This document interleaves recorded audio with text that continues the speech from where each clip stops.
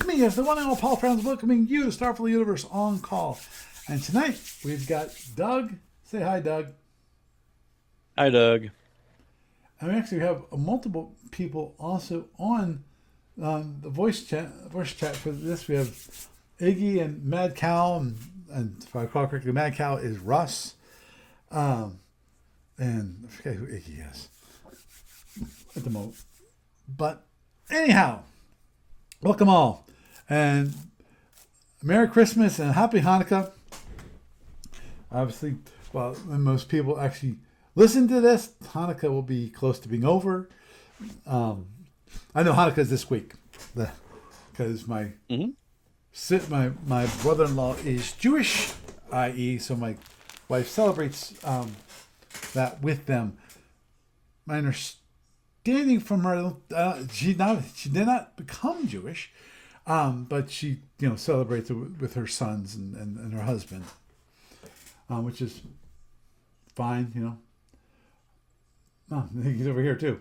Hey, why not? It's a fine Christian tradition too, if you really think about it. Mm-hmm.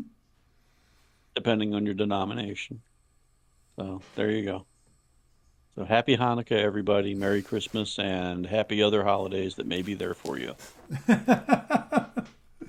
Let's see. And a happy New Year too, because that's sneaking up.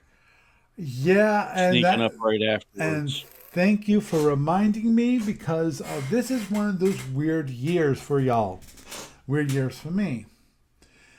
In that both Christmas and therefore New Year's, because they're 7 days apart, both end up on a Thursday.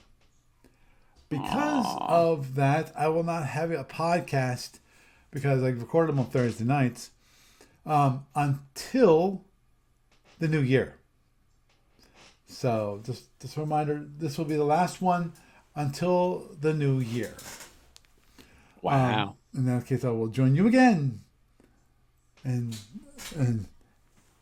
discuss the Starfleet universe, what's going on there, and other things around the net. So just that brings a random thought to my head. What's that? Since you're not going to have a podcast for 2 weeks, you want to try and do a off the schedule, not normal time podcast with me? I've been thinking about doing a thing for years. Mm-hmm. Could always kick it off on an inaugural other day of not the normal day, like a Monday or a Tuesday or something. If you want, it could be like an hour o eve. Mm-hmm. And or wowness. Yeah. Or I can do my thing on the other machine and say, hey, here's me getting whacked in WoW or whacked in Eve or whatever. Or here's me grinding away at the Christmas special thing in Eve, because it's, oh my gosh, taking forever sometimes. Yeah. And stuff. Yeah. Well, I think I should be able to arrange that, especially if it's on a Monday. Definitely not on a Wednesday, because on the 31st, I don't know when it is. It's going to be sometime during that day. I'm going to have an endoscopy on the 31st, and won't know until the 30th. And when they'll actually, all good. When they'll actually have it, I already had my just call up, okay, just check your medical history, make sure there's nothing crazy that we have to be concerned with, and that kind of thing, the standard stuff. Mm-hmm. Instead of having you sit there, fill out a form, and then they find out, oh boy, we got a problem, they call you up 2 weeks ahead of time. It's just fine, got it all worked out. But anyhow, enough of me. It's always about me, isn't it? So, hi. We're gonna start off with a couple. Actually, we're gonna start with something I've been having a discussion back and forth with Patience Zero. It's a little more than that.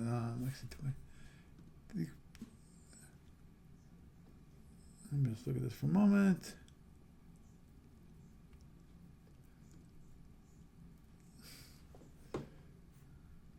Is this about the I'm tournament? not. I'm not. I don't think. I don't Hmm? think you're okay.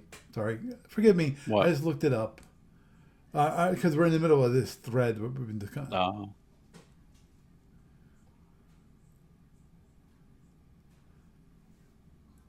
Okay, fine.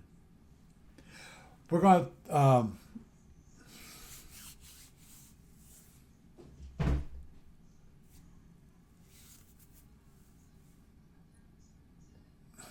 Okay. Sorry, I keep reading the guy's thread, and um, there's some things I completely disagree with. Basically, we were talking a little bit about, of course, the survey. We got talking about the survey because that was the last episode that I posted on YouTube, and he just basically was just um, one thing. Okay, that's he was the one who got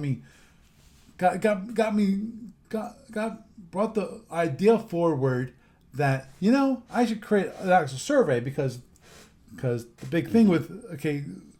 with assuming things when it comes to the Ah, tournament, why people don't want to play the tournament is that we assume.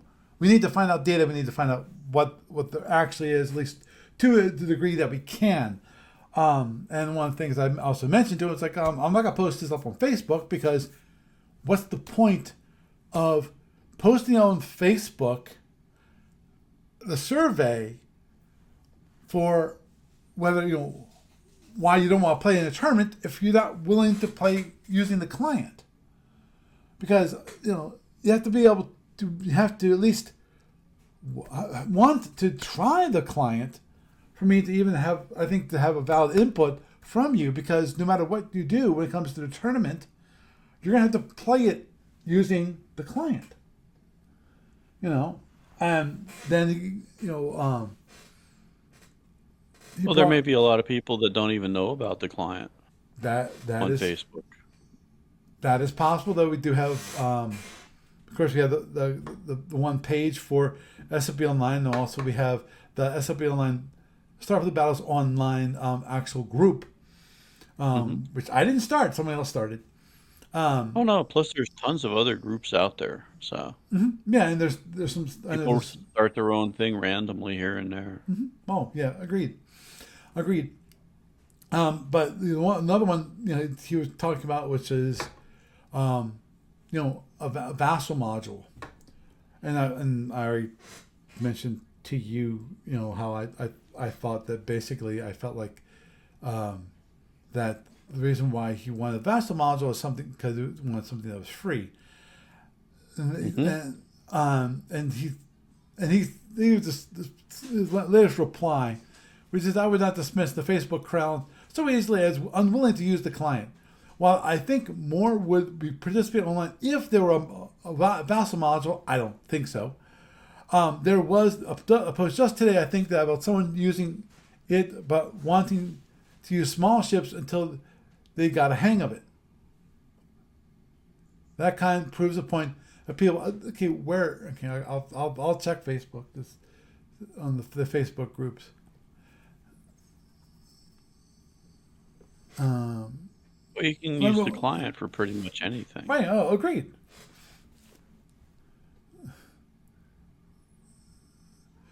Yeah.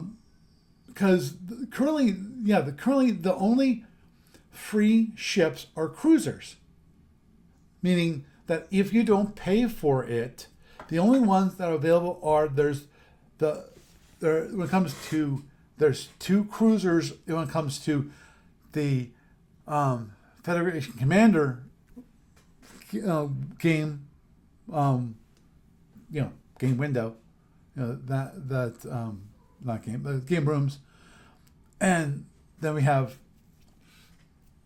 same when it comes to SFB, we have the two cruisers, which is again Federation and Klingon, those two cruisers. Yeah, And that sounds and like he's that's just trying to get free stuff.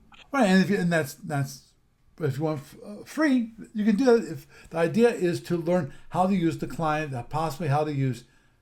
If you don't want to play SFB, we do have the actual cadet stuff there available for people to use the cadet. I'd have to check because I'm not sure if the cadet version actually is available for free or not. If not, I really should make that free for people to learn how to use the client, and also how to learn to play SFB itself.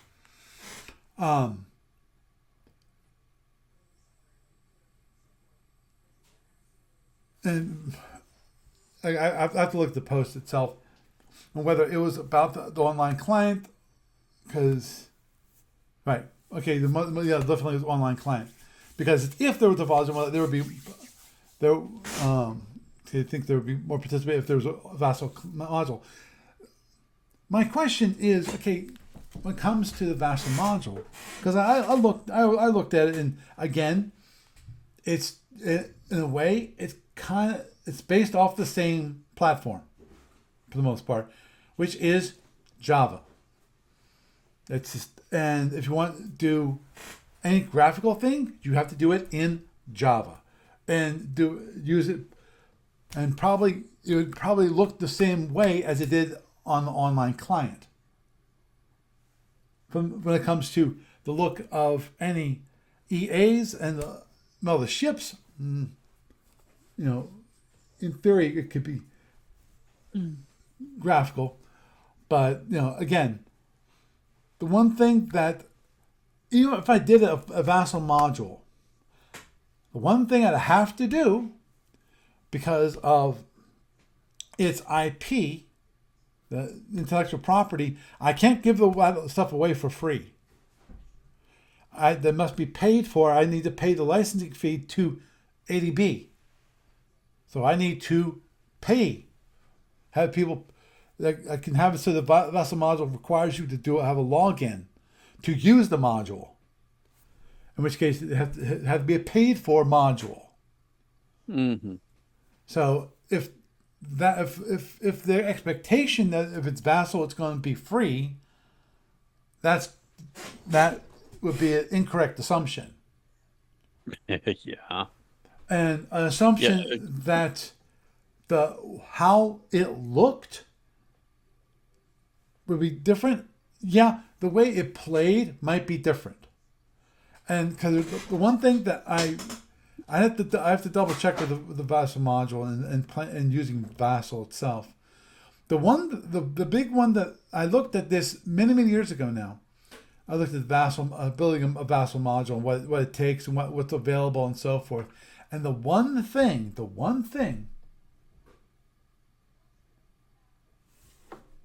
Why does it get slow when you launch 60 drones?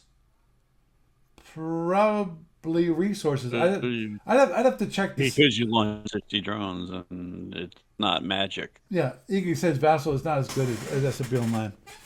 I haven't played with Vassal enough. But the one issue that I had back in the day, now this is many years ago now. I forget what version of Vassal I was looking at that point. I think it was like 2x something. And that is, the biggest issue was the one thing that SFB does that nothing else does, which is, of course, segments. In theory, you can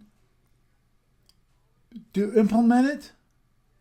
The impulse segments, you can do that, but you have to go through each segment one at a time. And I'm not sure if Vassal can handle the segments versus turns breakout. It might be able to do it, and I'm not when it comes to Federation Commander. I'm not sure it can handle that, which is each turn is broken up into impulse. Actually, when it comes to SFB, each turn is then broken up into impulses, and then each impulses is broken up into segments. Now, with Federation Commander, it's a little more difficult. because of you got turns, which are broken up into impulses, which are broken into segments. Some are movement segments. Some are action segments. Because you have the one segment which is the moving segment, which actually you might have to break that up into multiple segments, or it comes to how I'm not sure how you implement movement. When it comes to do you actually handle when it comes to regimenting who moves and who does not move? Can you do that in Vassal?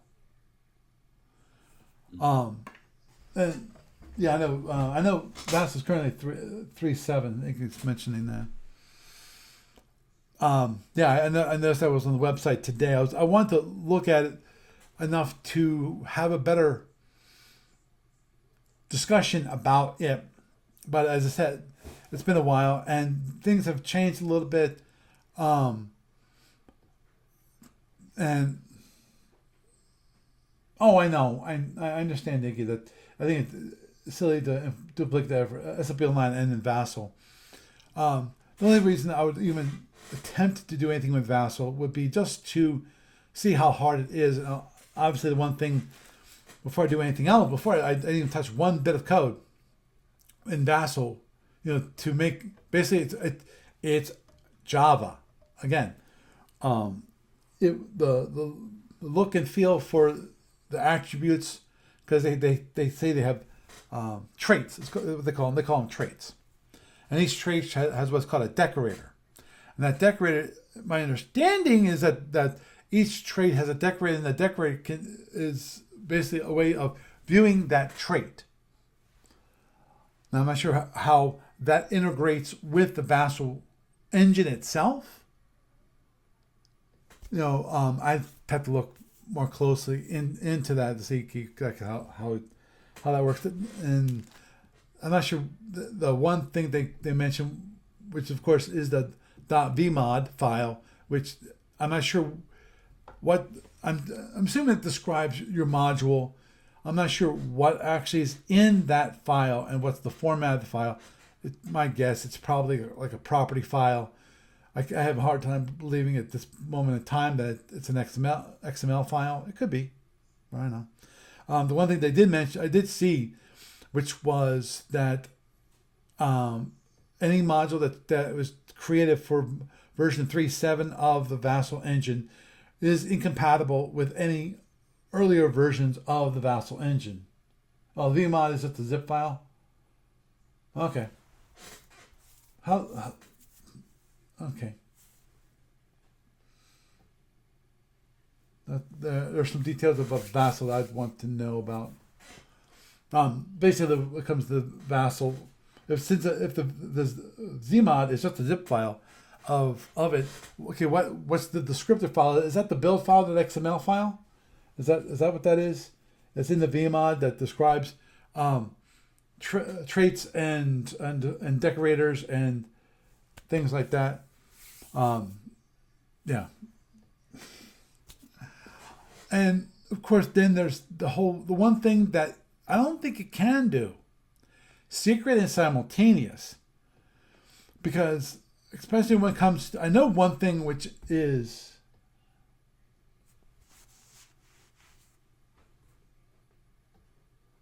okay. You go. I was hoping you knew a little more about Vassal and the breakdown. But yeah, the secret simultaneous. The big issue, obviously, is if you're trying to. One thing that Vassal allows you to play is actually play not just online. It allows you to play basically play by email style. But the way you do that is each person will record what they're going to be doing, and then you play it. Well, when it comes to secret and simultaneous of fire launching plasma, launching drones, things like that, how can you make that secret if you have your one player and play and like a play by email, off on an asynchronous play kind of thing, handle that without cheating. Okay, I'm launching. Okay, I'm gonna launch drones too. I'm firing. Oh, I'm gonna fire too. You know, don't get started on call for fire because that well, to me that Mhm. call. I'm just gonna mention real quick, and I'm just gonna let it go. I'm not going to belabor the point. To me, call for fire has always to me felt like that it's codifying Me Too. Obviously, when it comes to call for fire, in theory, you can do a call for fire and go, oh, I'm not gonna fire anything, which is completely valid. And then we Yeah, you get can bait your opponent. Yeah. exactly you can bait your opponent into firing when you had not planned on it. Basically, it goes into a head game kind of thing. It's totally psychological when it comes Hmm. to trying to get your opponent off guard and doing those kind of mental games. And it's like, nah, I to be really honest, I've never seen anyone really do that. Yes, I've seen people call for fire every once in a while and then not fire, which is kind of Or like, I fire a phaser three or right, something. right. Yeah. Well, I can understand that. Which is if you do a call for fire and then you fire like a couple phasers because of you want to get closer and you know that those phasers you're going to get internals and those phasers are going to probably go bye bye. So you want to fire them before you lose them, but at the same time, get a chance to actually fire them and inflict some Mhm. damage. You know, even though your main alpha is Oh not yeah, going but what I'm saying is that it's a sub firing. It's like it's not like I'm firing my alpha, but I'm trying to bait you into firing your to. alpha Right, early. right. Oh, I agree there. Oh, call for fire. Oh yeah, I fire one phaser three at you, Yeah, and you're like four hexes away, and but then they again, I'm dump not your load at you, and you go into range zero for the kill. right. Um, Yeah. yeah, true. If he was if the person who just fired a single phaser three is the person who instigated the call for fire, then yeah, because that's the one thing about call for fire, which is why I say that it's kind of a Me Too, which is a person can say I call for fire. Now your opponent can say, oh, he's going to fire. Well, there's a good chance he's going to fire. So I'm going to fire too. Because it's most possible that what's going to happen is that he's going to fire and then he's going to turn away, and therefore he won't be getting any closer, possibly even getting further away at that point.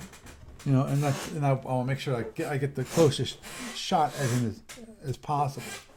So, you know, um, Other than plotting everything, it's kind of hard to get around that. It just is. I mean, it's just the nature of how the game is built mhm. because it's secret and simultaneous, but it's Oh also yeah, simultaneous. So, yeah. You can do it, when it comes to SFB Online. You can. There is a.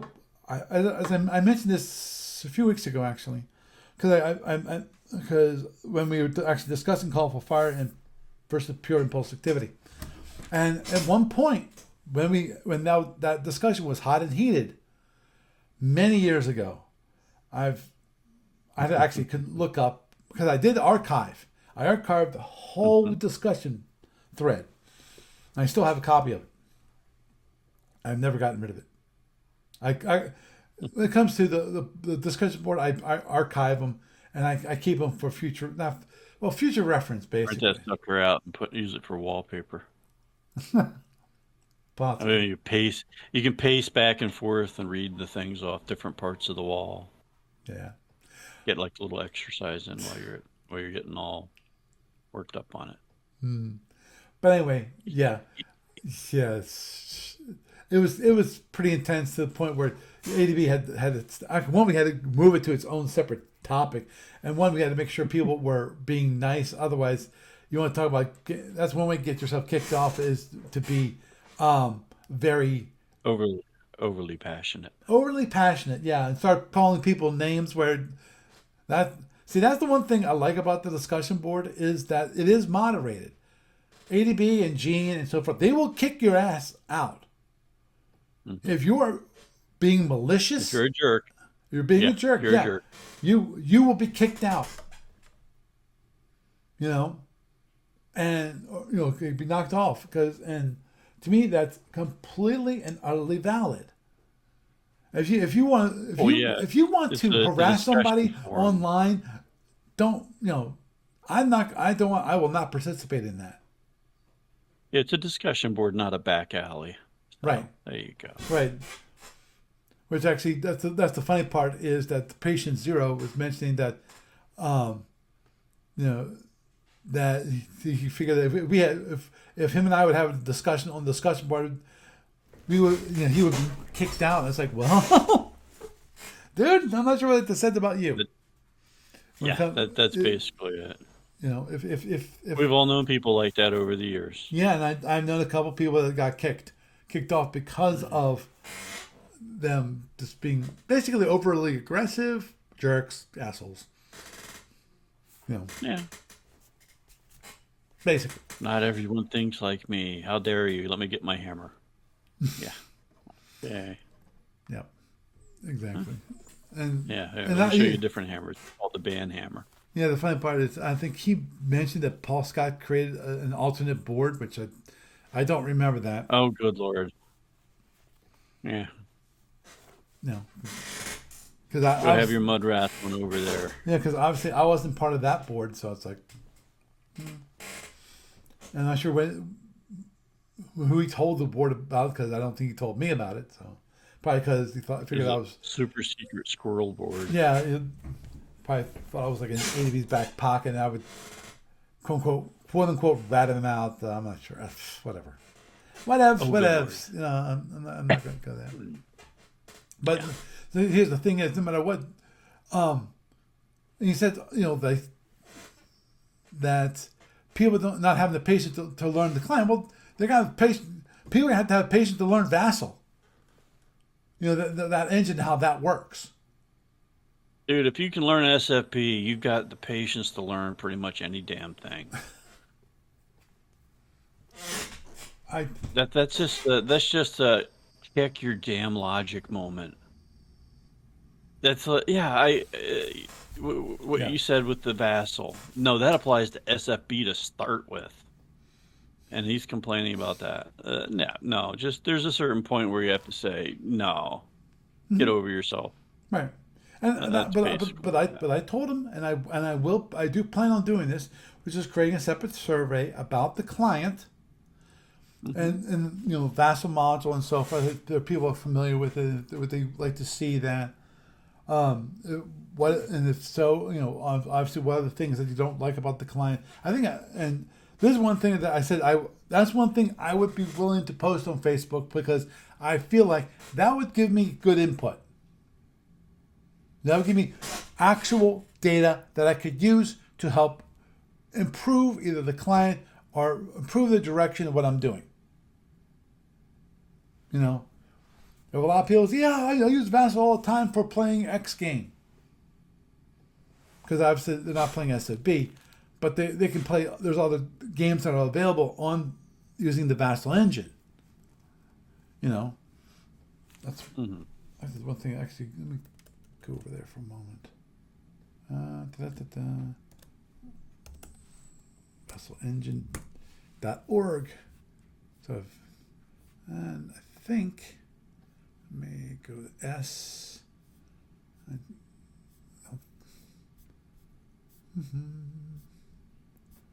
Because I'm just wondering if the one I'm thinking of is Starmada. I wonder if they have a module for Starmada. I think I heard they did. Da-da-da. Squad leaders on there. Oh, here's one. Stilo, which is like 11 years ago. Oh, Stalin's War, which is 14 years ago. So it's a very, very Oh old my module. God. Very, very old module. Wow. This should have been pooled. They still have Starfleet Battle Force, which should have been pooled. My understanding is that Steve Cole wanted that pulled. I said the Starfleet Battles Cadet Training Manual, that's been up there for a while. And Steve Cole is fine with that. Star Trek, Star Wars, Starfire. Wow. 13 years old. Starmada, they actually have one. Starmada 2024. It's the miniature board game Starship Combat. It's basically level. This is last month. Let me just take a look at this real quick. Yeah, this is actually Starmada from Alpha.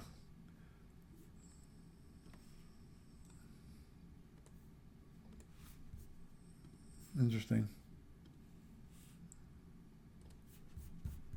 I actually want to do this just for giggles, so that people can see what I'm looking at.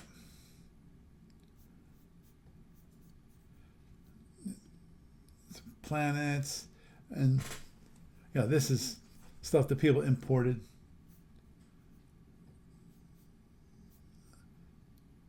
Yeah.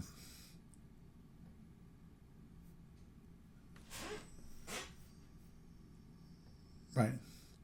That's the thing with Starmada is that you can create your own ships, which is interesting.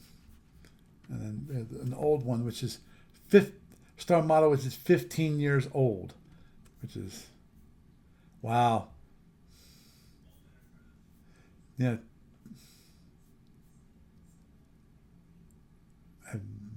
Wow. Yeah. Does that still exist? Nope. It doesn't. This one was just Red Jack. Like, no. It got taken over. Mm. Yeah. That'd be interesting to look at that. Obviously, as I said, we have, if people want to learn, this one, which is, see, S&P Addict. This is Les LeBlanc is the guy who owns it, and he's perfectly fine. And this is an official S&P Cadet module for Vassal, allowed by ADB, which it is true.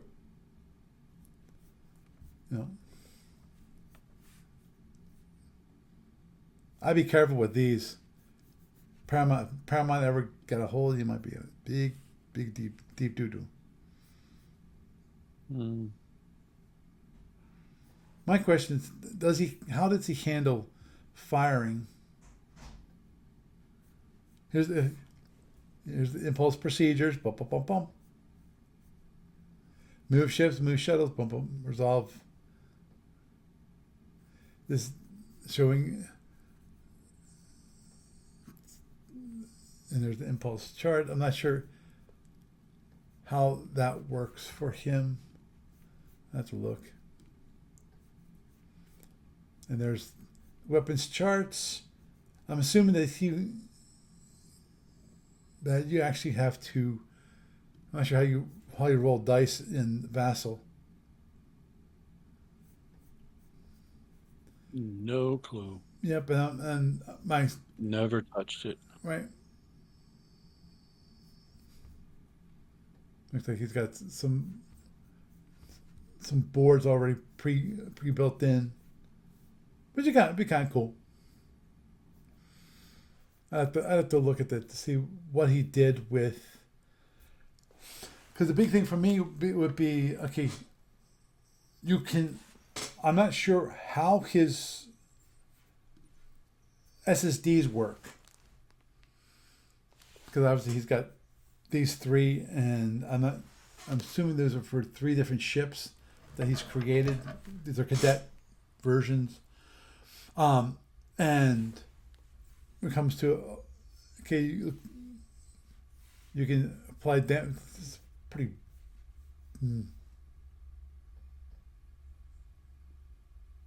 uh, Implied damage. I'm not sure if it has a DAC and actually rolls the dice and then applies the damage automatically, or is it more of okay? It tells you what the roll does. You know what the damage is, and then you have to select it. And you have an interactive. Okay, oh yeah, I've got one of those. I'll apply the damage.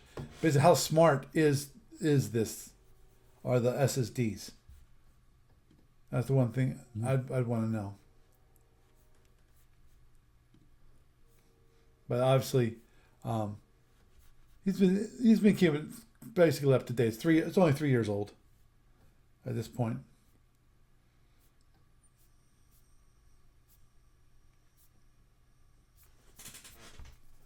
So, looking at it. There's a guy to swing. This is wow. I'm looking down at the bottom of the screen. Actually, does it work? Oh, it does. Wow.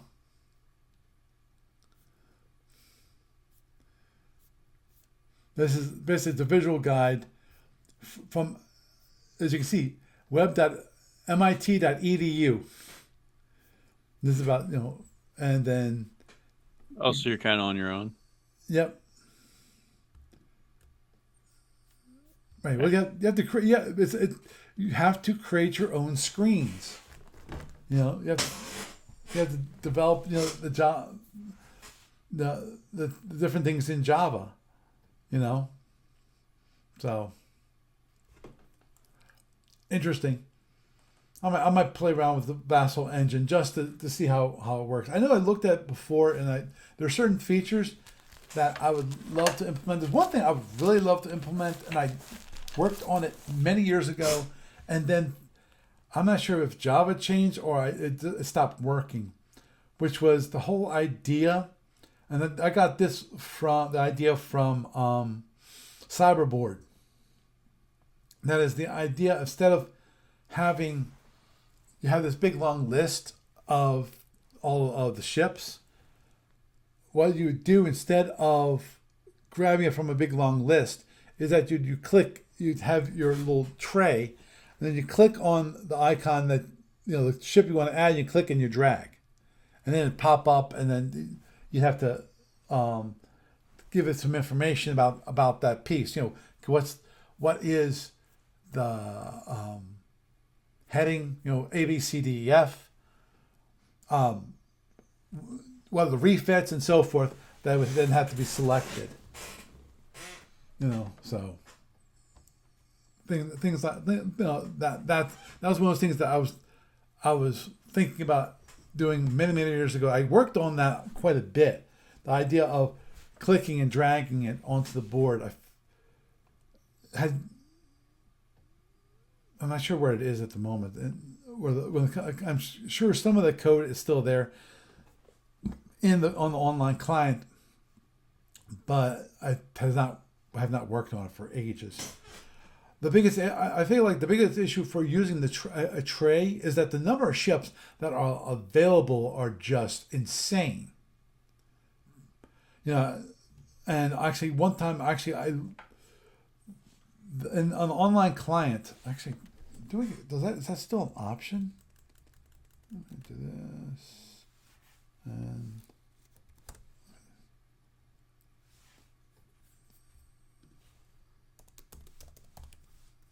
I want to do something real quick. Log into the client, and Iggy, you're all over the place. He's also on the online server. That is okay. Add a piece here. I didn't say that's one thing I did my best to simplify things. I added a search, which I think was a great idea. Let's go Klingon. Oh, there it is. Don't press this button. Actually, let's go to tournaments. And let's go here. Now, this, will show you this. Now, if I go over to here, this I'm pretty sure it will lock up. Let me just. Yep. Now, I'm gonna let it go for the moment, but I'm pretty sure it will crash the program or get very close to. Because basically, right now, what it's doing is every single ship is loading every single counter for every single ship. It's downloading all of them and bringing them into memory. So. Oh. That's not good. Iggy doesn't like that I have a green board. He said my eyes. I don't like that either. Yeah, exactly. That was my first reaction to it the first time I saw it. And I kind of still agree. It's like, ow. I like it, actually. But, yeah. Okay, can I? No, yeah. Have you tried other colors that aren't as painful? Not sure what colors that would be. So. Yeah, see, right now it's locked up. It is really, really locked up. Okay. You know what might be actually kind of interesting? Which is trying ivory as a background. Oh, NetBeans like an off-white. Wow, NetBeans is really churning. I wonder what it's doing. Huh. Anyway. Yeah, this is locked up, so I'm going to do this. I'm just going to kill it. Bye-bye. But yeah. That's the big issue with having that tray, is that if you load up all of the icons, all of the counters, it just sits there and just chugs. Because it takes so long to download it all and then post it. So, and by the way, anyone who actually was looking at the actual screen there and saw the terminal window, that is QRandom. Was some quick curl commands to roll dice with QRandom IO. I do have that in part of the client. I just haven't released it yet. So I need to work on doing that. Anything else? But yeah. As if you notice here, that yet another Vassal module programming tutorial. Introduction. Vassal Engine is a Java-written app based on a simple GUI framework, Swing. Generic GUI experience is useful, but does not matter much. Personally, I'm not familiar with Swing. A few weeks ago, I had limited knowledge of Java as well. Instead of providing modding capabilities through a dedicated scripting layer, such as Lua, scripting for TTS or CMO, Vassal Engine reads a build file.xml file from the vmod, which is essentially a zip file, upon launching. So basically, as I talked to Iggy previously, yes, that exactly is the case. Which is I noticed it was mentioned in the tutorial, a build file.xml file, which basically describes things. Yes, where this is the command encoder, and it's related to the class files from the vmod file, and create an instance of the name of using a secure class loader,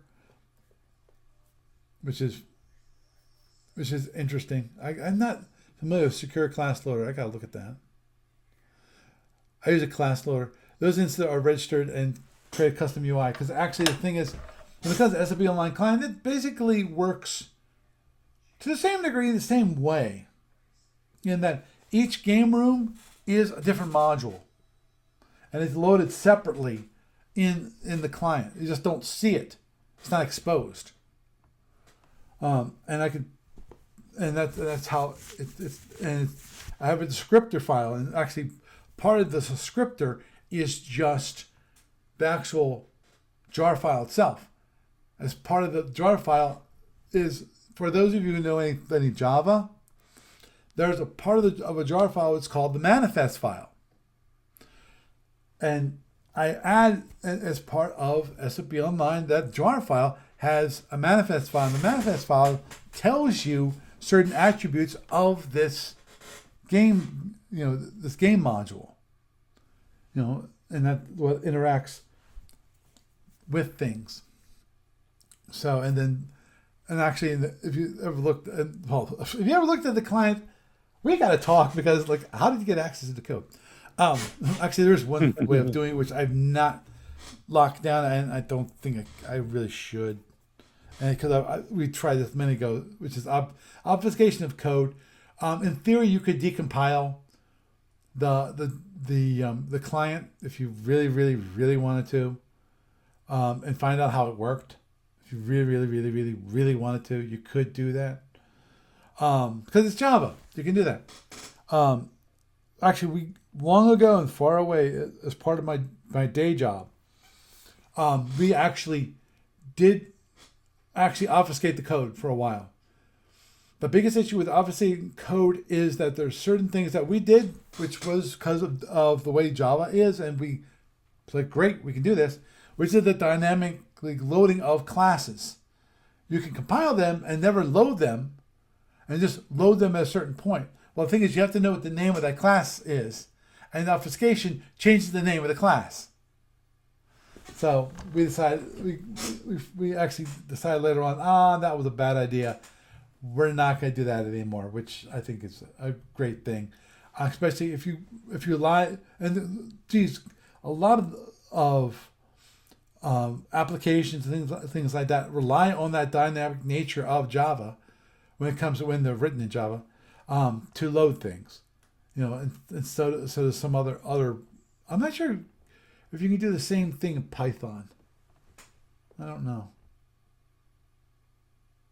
Python is the new hotness for people. Oh, you got to write in Python. Yeah, I could write in Python, but I hate the documentation for one. It doesn't describe things as well as if you want good documentation, go to Perl. They have good documentation. But anyhow, yeah, so they have this tutorial which actually I was going over because this is a sample. This is the GitHub repo, and they talk about it, and this is Maven files. I'm not actually the one thing that is nice is that this right. Actually, they haven't open sourced it. They haven't posted an open repository. They have their own repository. But nice thing about it, obviously, which I'm assuming basically it's because of you kind of have to do that if you're going to have it so people actually have to compile Java code, which is a POM file. POM files are a way of defining how to build a Java application. And it's a build. So a POM file is used by, it's called a build tool called Maven, and that actually will build your application. But they have this, which dependencies here. The group ID is Vassal Engine, and then the Vassal app, and then you can specify what version of Vassal, which the property is defined up here, and then you can define what you want down here. This was interesting, which is it uses JDOM. Don't use that. And it's resources that you have to grab for the build XML and the module data. And plug in, which I assume this is these are rename of the file to the vmod, from the jar file. Okay. Oh, okay. So basically, vmod is a renamed jar file. Jar files are formatted in zip. For those of you who don't know Java. So that's what they do as part of the template here. No, it's all. There's some things I like about Maven, some things I don't like about Maven. Maven can be very constrictive about how you put things together. The idea is that you have it so that um, it's it, configuration via what was it? Files or directories. Basically, instead of having a file that just defines it, you define it as where you locate things. And, it's interesting. But anyhow, oh, by the way, for those who obviously, if you listen to the news portion, you already know this, which is Jeff and Daniel were unable to play. I'm sorry. That happens. Especially when one of the people, the individuals, is in a cruise ship. On a cruise ship and the internet. And as I mentioned last week, that was my one concern, is that because of currently the online client requires you to have a good, steady connection, it is, it might not work so well. Actually, I do have an alternate which I've worked on. I still haven't got to the point where it I'm not sure why it doesn't work at the moment. It should be, but I'm missing something. The whole idea is it is a different game server, and the game server is designed from scratch by me, and it's very simplified. It's not IRC anymore. But the one benefit to it is that it would be HTTP based. HTTP based means that if you the connection gets dropped, the most part you're okay. Now the only issue in my mind would be that if that failed for when you're doing the request, then I have to make sure the client actually goes, oh, you failed, resubmit the request in that case, which actually shouldn't be too difficult. Maybe. The problem is that, there's one request which is basically requests what the latest events are from the server, and if that one fails, there could be an issue in that the server might get updated for its counter about what events you currently have downloaded versus what you actually have downloaded. So that gets problematic. Anyhow, sorry. Go in complete and the developer mode there for a little bit. Sorry. No, it's okay. Yeah. Yeah. Oh, by the way, just to let you know, I did in my discussion with Patient Zero, the one thing I did find out, which was most of the people he talks to, I asked him, where do you talk to these people? And basically, they're conventions and his game group. So, Okay. mostly groups that are not online. And the question about that is how much of that is biased by him Right. Well, yeah, exactly. versus input backwards, because we don't hear the conversations. Right, right. And I mean, might not even be bias of him, but just the group of individuals that he hangs around with might have a certain mindset. Oh yeah. How small groups are kind of insular. Yes.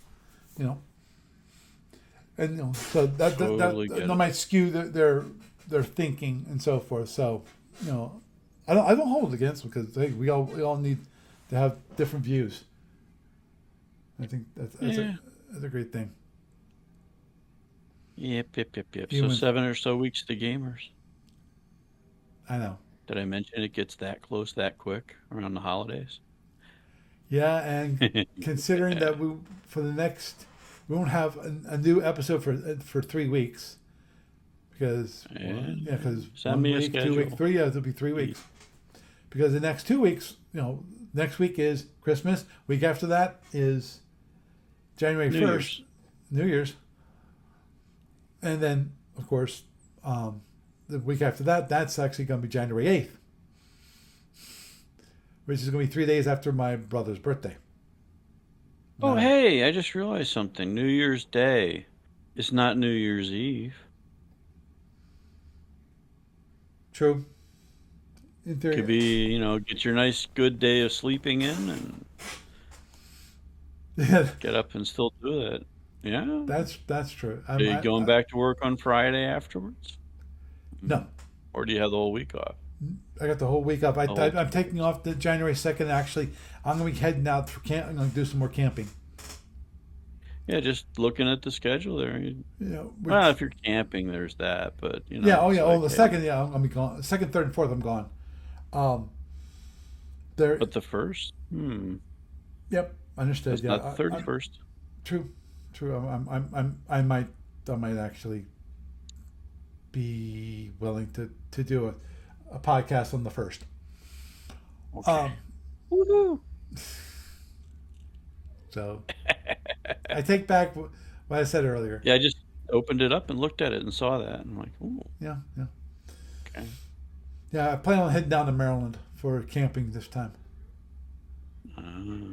I got to do some more prep work. Did a little work with the trailer and so forth, and that organizing things and cleaning. There's a lot of stuff I put in there from the first time we went camping, and it's been over 10 times now that I've been camping, and I've yet to actually use that stuff. And this one of those things is I had 3 boxes of plastic utensils. I never use them because we actually have a set of regular utensils sitting in the back of the trailer, which we keep in the trailer. So there's no reason to actually have the plastic knives and forks. If I really got desperate, I could just go marine. A marine pop. What did my friend call it? I think a marine popsicle. Multi-tool. I think it was. Actually, the marine meat sickle. He broke his arm, so he could not cut his meat. So he take like a steak, stick it with a fork, and then eat it that way. Okay. Hey, it works. I'm not saying anything of it. It's like, It's in my belly. It's okay. yep. Hey, yeah. That's when he was at VMI, Virginia Military Institute. That's where he went to college, which is nice. interesting. Whew. Oh man, I feel sorry for him because actually he has the second time he's got right now he. I hate the way I'm trying to put it in a nice way. He got married for a second time. He was a widower because of they got in an accident with a snowplow, Ooh. and the snowplow killed his wife. Ow. That sucks. Yeah. So. Yeah, not exactly the most fun way.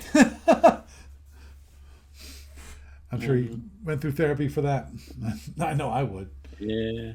And I'm sure my wife would appreciate that she doesn't want to die. I don't want her to die. She doesn't want me to die. Nobody what a wants shocker when it comes to that. Mm-hmm. So so yes, I that's one thing I will be doing. I should have time to do this weekend, which is actually work on the 2 surveys, and I plan on putting them out. I'm actually ponying up the money, because it's expensive. Currently, I can do a free survey from SurveyMonkey for 25 people. I get 25 responses. The first 25 are the responses I get. The question is, is it worth me spending the money, which is basically, it's $100 for a month with SurveyMonkey to go more than 25 people?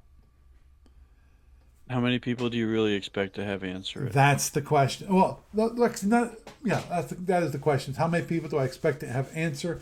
And if more than 25 people answer, does it matter? Can I? Well, here's another question. Couldn't you just do it on Facebook or through an email as a questionnaire? True, but then I have to process it. That's Oh the man. I mean, you could build a database and just have plug in each email right into the database. well. The problem is the replies would in the email would have to be via email, Yeah. or I'd have to set up my own survey on my website and actually programmatically do it that way. And would that be like not that difficult, comparatively speaking, and a lot cheaper? Well, definitely it'd be a lot cheaper. I have to think about um, if it worth my while to actually create the web page for the survey. So, Yeah, because that's not that difficult. okay, I can easily create a CSV file of the responses. That wouldn't be too difficult. I have to write also some personal information, just the. But doesn't Facebook have a survey thing too that's like free? Oh boy. I'm not sure. Okay. Do, do, do, do, But do. yeah, there's different ways of doing it. Mm-hmm. Because the real question, yeah, it comes down to, is it really worth spending the money on? True. Goodbye. Had to ban somebody. Message deleted by a moderator. Was Can it was it something like, I didn't catch it? Yeah. Was it worth? Was it even marginally amusing? No, it wasn't. It wasn't even a Viagra ad. Okay. So Ugh. I'm sorry. If you're gonna just come in and just blast that, and that means you're just Oh, that's a bot. as a They're bot, blasting right? In everything. which case, and I talked about this, last week, which is the number of people that I've banned and now they're unknown users. Yeah, that's because eventually the system bans them too. Right. They get reported, they get banned. Yeah. The funny part is there's some that are like got one from 4 years ago that restricted from chatting by I restricted them. I did not ban them. Maybe that's the difference. I banned one 2 years ago, and they're still around. The rest of them are unknown user at this point. Yeah, the one might have been an actual person too, as Yeah. opposed to like somebody's bot. Well, I know I definitely earlier on. I think I was more lenient about ban. I don't want to ban people. More like just be quiet. Give me that hammer. Oh, sorry. Well, if it's a nail, Yeah, if it's like this, if it's a bot just doing its thing, it's like, it's just a little bitty golf ball. Give it a whack. yeah, understood. Okay, well, I think with that we'll wrap it up for this evening. Mostly it was about Vassal and the client, which is, hey, that's fine with me. So, Doug, it's always a pleasure having Yay. you around. Give me a winner, 7 weeks. Give me your schedule. Yar. Will do, will do. About 7, 8 weeks right now. I know. Definitely, one of the demos I definitely have decided on. It's going to be Marines. Definitely Starfleet Marines. I haven't figured Oh, out the other speaking one. of demo, Yeah. we still need to build up your thing. Yes, we do. So let me know when you want to pop down for that. Mm-hmm. Oh, someone posted out. I'm building a Vassal module for Field of Glory game. Cool.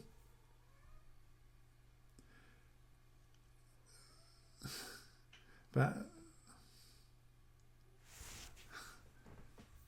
yeah, I agree that someone posted that ASL is definitely a goat. Yeah, the Hmm. Advanced Squad Leader is goat. It's just like SFB is goat. It's definitely goat too. They are way back in the day. You know. Yeah. Oh my gosh, I still remember I was explaining to somebody about LAGA, Lebanon Area Gamers Association, Mm-hmm. which was a group that I found when I first came home from the Army back in '87.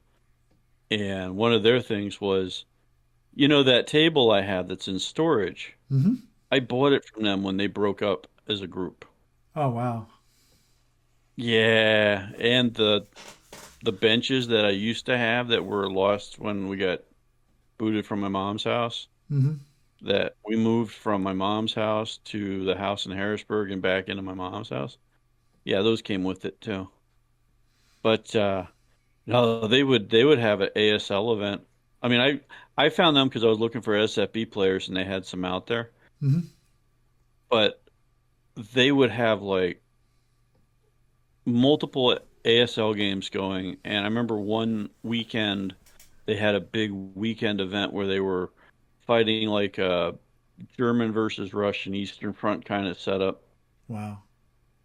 And it was no, it was connected tables of maps with multiple people on each side of the tables fighting out like as individual like company commander types in that. It was I looked at it and went, "Oh my God. That was awesome." Yeah. I just didn't have the camera bug back then, but Oh man. if I saw Oh that, oh that'd be oh one of those you take a picture of oh it oh. moments. I would have It was loved to see a beautiful. picture of that. Oh, that must have been incredible. In my mind's eye, it was a beautiful, beautiful thing. Oh, So I'm sure it was. it wasn't it wasn't just like a bunch of people playing tournament type thing or a Mm-hmm. bunch of people Mm-hmm. playing the same scenarios. No, bunch of interconnected things to make one humongous map. Right. Right. Oh, it was beautiful. So, Wow. um, How did they? How did yeah, they handle turns? Is it? I assume it was turns for everybody on the board. I do not know. I did not really inquire of it. I just Mm-hmm. kind of watched it for a bit and admired it, Mm-hmm. Okay. and then went and played SFP. Okay. So, yeah, I played SFB out there and a little bit of D&D until I got into the Rollmaster and Cthulhu group in Mm. Harrisburg, and that was pretty much it because the Harrisburg group was like 5-10 minutes away versus a 45-minute drive to Lebanon. And then like another year or so later, I think internal politics finished Laga off as a significant organization. But I remember that fondly. Yeah. I wasn't ever like a voting member, I don't think, but it was the kind of thing where I admire it, and I was actually thinking of something similar to it, but not quite the same for here. Something where instead of being a traditional game shop where you're charging people to come in and use tables, Mm-hmm. um, I was thinking along the lines of not quite private clubbish, but more like private clubbish, where you come where the clientele expectation would be um, coming in and setting up, say, F&E for 3 days and being able to play that for 3 or 4 days straight. You could play the General War out like at a convention, or you could play out, Gettysburg. It'd be more of a war gamer or miniatures oriented thing versus like Magic the Gathering, where it's you're sitting down to a tournament format and you pay them to come in and play, and you pay them for the tournament, and and you're just a big cash cow for them. This would be like a smaller clientele base that might pay a little bit more than that, but would have an expectation of being able to set up a mega game and play it out with their friends versus like I'm here to play Magic and I'm done in an hour or I'm done in 6 hours, Right. that kind of thing. Hmm. So it was just kind of a random thought because it would also be the kind of space that we could use to run gamers at, Hmm. and that would be good for building things like special projects by Doug Right. when it's not in use by other people. So yeah, it's kind of a random thought. I've had this thought a few times over the years, but it's like, gee, now that I'm living in a shoebox, I think it might be a good idea to go do something like that. Ah, but finding a space for it, pulling it together, we'll see. Yeah. Agreed. Yeah, let me know when you want to come down. Hmm. I know really people get hectic around the holidays, but I'm not that hectic this holiday. So, I know. bundle of joy that I am. So, but just let me know. I mean, and then we can also see about setting up a thing for like doing a podcast for like me doing it. Hmm. That would feel weird, but and different. Yeah. So, I think that'd be great. okay, Okay. that's about all I got at the moment. Okay. Well. I'll be here when you're done. Okay. Well. You have a good night then. Thank you. Thanks for having me on again. Okay. Bye. So. I'm sure you guys can't hear, but I can't hear it, which is it's raining here. But anyhow, to be more on point, had a nice discussion about Vassal, some limitations that are definitely known. Um, Obviously, I will be putting out the survey in one way or the other, whether I create a web page which have people to submit a survey through that or what. Um, Obviously, yeah. Tough part is I'd have to somehow get rid of the spammers and slammers that you know how those things are. I know exactly what all those things are. I've, I've had to deal with them for years when it comes to the contact page because they spammers have gotten to the point where they're desperate for getting out their message, so they spam contact pages. Those little contact, instead of having giving out your email address, that okay, now you actually just creates an email that's on the contact page and then sends it to you. Well, that's what they do. And actually, for a while there I was fighting them off, and I got it to the point where I don't get any emails, any contacts using from my contact page that are not really contacts. Every once in a while it happens, and then I have to tweak it again. But I think I got it pretty locked down at this point. But anyhow, with that, I am Paul Franz, and I bid you a good night.